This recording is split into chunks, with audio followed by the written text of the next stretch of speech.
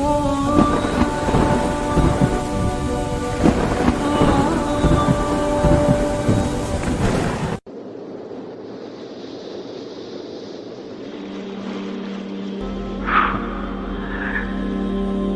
कौम की बच्चियां नाच गाने को अपना शियार और शौक बना लें, उनकी नस्ल से अब खालिद बिन वलीद नहीं पैदा हो सकते, नाचने वाले ही पैदा होंगे।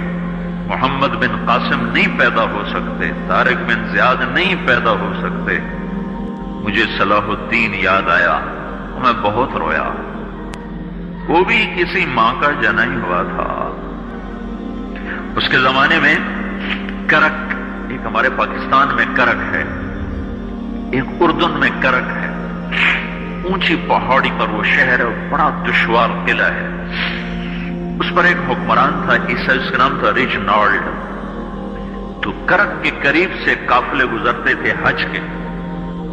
तो उसने एक दफा हाजियों के काफिले पे हमला किया और कहने लगा, बुलाओ अपने मोहम्मद को, तुम्हारी मदद कर। और सारे हाजियों को तातेक कर दिया। और दूसरी दफा उसने बहरी बेड़ा तैयार की और मदीने पर हमला करने के लिए वो बंदरगाह तक पहुंचा यम्बू की, लेकिन मौसमी हालात साजगार न थे तो वापस हो गया। तो हित्तीन की लड़ाई हुई है फलस्तीन में, जिसमें सारा यूरोप अपनी ताकत के साथ मैदान में उतरा था। और इधर तन्हा सलाहुद्दीन अयूबी रहमतुल्लाह अलैह अकेला उस लश्कर से टकराया था। और उन्हें उसमें सारी रोमन एम्पायर को शिकस्त हुई थी। तो बड़े बड़े बादशाह उसमें गिरफ्तार हुए। तो उसमें रिजनाल्ड भी गिरफ्तार होकर आया।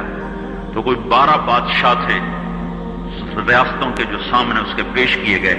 तो प्यास की शिद्दत से सबका बुरा हाल था। तो सलाहुद्दीन ने सबको पानी पेश किया, रिजनाल्ड को नहीं पेश किया।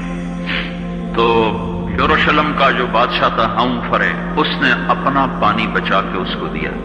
तो सलाहुद्दीन ने कहा, ये पानी तू दे रहा है, मैं नहीं दे रहा हूं। इस्लाम में यह है, जब किसी को पानी पिला दो तो उस पर तुम हाथ नहीं उठा सकते, ये अमन की निशानी। तो सलाहुद्दीन ने फौरन उसे कहा, ये पानी तूने दिया, मैंने नहीं दिया।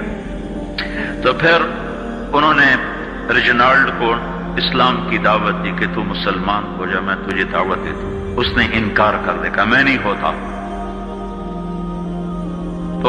तो उन्होंने कहा, मैंने तेरे कत्ल की 2 दफा कसम खाई थी। एक जब तू मदीने पे हमला आवर हुआ था तो मैंने कसम खाई थी मैं तुझे अपने हाथों से कत्ल करूंगा। और दूसरी दफा जब तुमने हाजियों पे हमला करके कहा था बुलाओ मोहम्मद को, तो मैंने कसम खाई थी कि मुझे अल्लाह ने मौका दिया तो मैं अपने हाथ से तेरी गर्दन उड़ाऊंगा। आज मोहम्मद का अदना गुलाम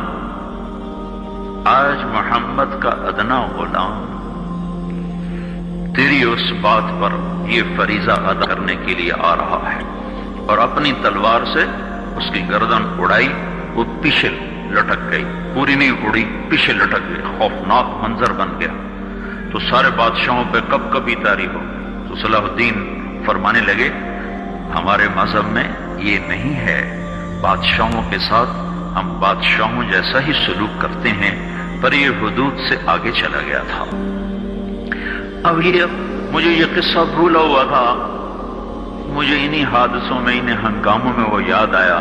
तो बाप तन्हाइयों में बैठ के बेबसी के आंसू बह जाते हैं और इसके सिवा कोई चारा नहीं है। हमारी सारी नस्ल मौसीकी में डूब चुकी है। जो बदन सुरताल पे थरकते हों, जो बदन मौसीकी के ऊपर हिलते हों, रक्स में आते हों, उन पे कांटे ही उगेंगे, उन पे सलाहुद्दीन का फूल नहीं उग सकता, उनमें मोहम्मद बिन कासिम के फूल नहीं उग सकते। बांझ हो गई है हमारी नस्ल। और ये यूरोप का शहर है जो चल गया है, हमारी बेबसी है, हमारी बेबसी है। मैं तो बस मिन्नत ही करूंगा, अपने आप को पहचानो, अपनी हस्ती हैसियत को पहचानो, अपनी निस्बत बदलो। तुम्हारी निस्बत यूरोप के साथ होके अगर मौत आई बेकीमत हो जाएंगे। अगर मदीने वाले की निस्बत मिल गई तो हज़रत फातिमा के दाएं बाएं तुम्हें भी खड़ा कर दिया जाएगा, हज़रत खदीजा के दाएं बाएं तुम्हें भी खड़ा कर दिया जाएगा। ये चंद दिन हैं, सब्र कर लो, घुट घुट के मर जाना ही बेटियों की रिवायत है। मशरिक की बेटी, उसने घुट घुट के मरना ही सीखा है। हाँ, ये आजादी, ये आवारगी, ये मगरिब की औरत का खासा है। और 18वीं सदी तक मगरिब में भी कोई औरत ऐसे नंगी न थी, और घर की जिंदगी थी।